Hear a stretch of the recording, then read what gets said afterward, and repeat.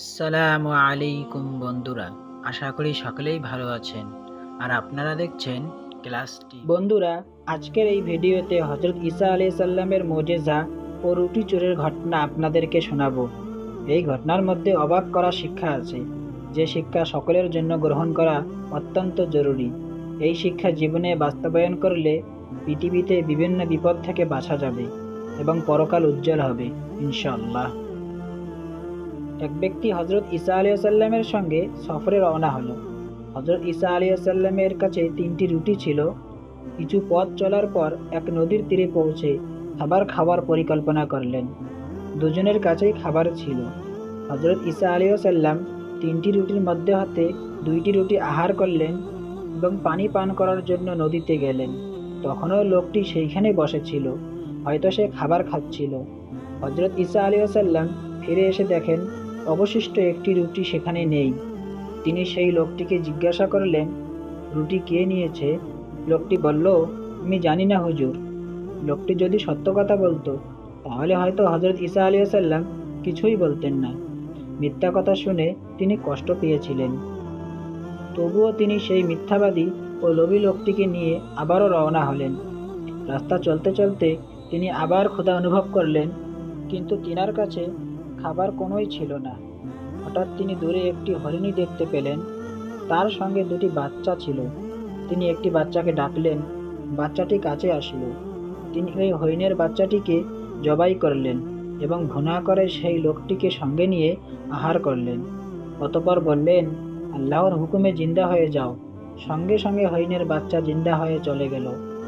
হযরত ঈসা আলাইহিস সালাম লোকটিকে বললেন, এই হরিণের বাচ্চা জিন্দা হয়ে যাওয়ার অলৌকিক ঘটনা যার ইশারায় ঘটল তিনি হলেন আল্লাহ। তার কসম দিয়ে বলছি, তুমি বলো রুটিটি কে নিয়েছে? লোকটি বলল, আমি জানি না। এবার আবার চলতে শুরু করবেন। কিছু দূর যাওয়ার পর পাহাড় থেকে ঝর্ণা হয়ে নেমে আসা একটি নদীর সামনে পৌঁছালেন, কিন্তু সেখানে পারাপারের জন্য কোনো নৌকা পেলেন না। তখন হযরত ঈসা আলাইহিস সালাম লোকটির হাত ধরে পানির উপর দিয়ে হেঁটে নদী পার হয়ে গেলেন। অতঃপর তিনি বললেন, যিনি বিনা নৌকায় নদী পার হওয়ার এই অলৌকিক দৃশ্য দেখালেন, তার কসম দিয়ে বলছি, তুমি বলো রুটি কে নিয়েছে? লোকটি আগের মতোই জবাব দিল, আমি জানি না। তার সেই মিথ্যা কথা হযরত ঈসা আলাইহিস সালামকে খুব কষ্ট দিচ্ছিল। তাই তিনি বিভিন্ন কৌশলে সত্য বের করার চেষ্টা করেছিলেন। অতঃপর হযরত ঈসা আলাইহিস সালাম এক জঙ্গলের কাছে পৌঁছালেন এবং সেইখানে একটি জায়গায় ধুলা ও বালি জমা করতে শুরু করলেন। যখন এক বিরাট বালির স্তূপ হয়ে গেল, তখন সেই স্তূপকে লক্ষ্য করে বললেন, আল্লাহর হুকুমে সোনা হয়ে যাও। তখনই বালির স্তূপটি সোনা হয়ে গেল।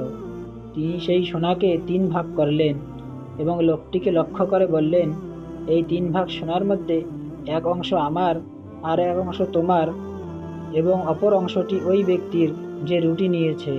এই কথা শুনে লোকটির মনে লোভ সৃষ্টি হলো এবং তৎক্ষণাৎ সে সত্য কথা প্রকাশ করল, হুজুর কিছু মনে করবেন না, রুটিটা তো আমিই নিয়েছিলাম। হযরত ঈসা আলাইহিস সালাম বললেন, ঠিক আছে, তাহলে সব সোনাই নিয়ে নাও, আমি কিছু নেব না। এই বলে হযরত ঈসা আলাইহিস সালাম সেই লোকটিকে সেখানে রেখে চলে গেলেন।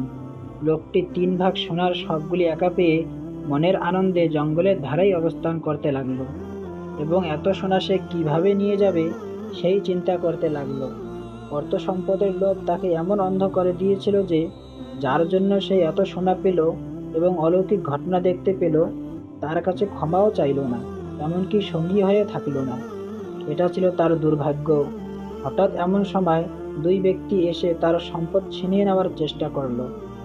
সে বাধা দিলে তাকে হত্যা করার মনস্থ করল। লোকটি বুঝতে পারল তারা তাকে মেরে ফেলবে। তখন বলল, লড়াই করে আর কি লাভ? এসো আমরা লড়াই না করে এই বিশাল পরিমাণ সোনা সমান 3 ভাগ করে নেই। এখন খুব ক্ষুধা লেগেছে, একজন বাজারে গিয়ে কিছু খাবার নিয়ে এসো। ক্ষুধা নিবৃত্তি করার পর সোনা ভাগ করব। তার প্রস্তাবে তারা রাজি হলো এবং সেই 2 জনের মধ্যে এক ব্যক্তি খাবার আনতে বাজারের দিকে রওনা হলো এবং মনে মনে ভাবল, খাবারের মধ্যে বিষ মিশিয়ে দিলে এই 2 জন মারা যাবে, তখন সমস্ত সোনা আমার একার হয়ে যাবে। খাবার কেনার পর সত্যি সত্যি সে খাবারের মধ্যে বিষ মিশিয়ে দিল। এদিকে এরা দুইজন পরামর্শ করলো যে ওই তৃতীয় ব্যক্তিটিকে যদি মেরে ফেলা হয় তবে সমস্ত সোনা তাদের দুইজনের ভাগে বেশি করে পড়বে। তাই লোকটি বাজার থেকে ফিরে আসতেই তাকে মেরে ফেলতে হবে। অতঃপর লোকটি যখন খাবার নিয়ে ফিরে আসলো তখন দুইজন মিলে তাকে হত্যা করে ফেললো এবং মনের আনন্দে খাবার খেতে লাগলো। খাবার খাওয়া শেষ হতে না হতেই বিষের প্রতিক্রিয়া শুরু হলো এবং এরা দুজনেই সেখানে মারা গেল। সোনার 3টি ভাগ যেমনকার ছিল তেমনই পড়ে রইল, কেউ পেল না। 3 জনের লাশই সোনার পাশে ছড়িয়ে ছিটিয়ে পড়ে থাকলো। ঘটনাক্রমে হজরত ঈসা আলাইহিসসালাম আবার সেই রাস্তা দিয়ে অতিক্রম করেছিলেন। তিনি এই দৃশ্য দেখে সবাইকে ডেকে বললেন, দেখো, সম্পদের হকিকত এই, এর লোভ থেকে নিজেকে বাঁচাও। একটা বাংলা প্রবাদ আছে যা আমরা প্রায় সকলেই জানি, তা হলো লোভে পাপ আর পাপে মৃত্যু। প্রিয় দর্শক, এই ঘটনা থেকে আমরা যে শিক্ষা পেলাম তা হলো মিথ্যা সমস্যা সৃষ্টি করে, অতিলোভ মৃত্যুর কারণ হয়, চক্রান্তকারীরা নিজেই চক্রান্তের শিকার হয়। প্রয়োজনের চেয়ে খুব বেশি সম্পদের প্রতি লোভ ভালো না। আশা করি আপনাদের এই সুন্দর তথ্যগুলি ভালো লেগেছে। যদি ভালো লাগে তাহলে বন্ধুদের সঙ্গে দয়া করে শেয়ার করবেন।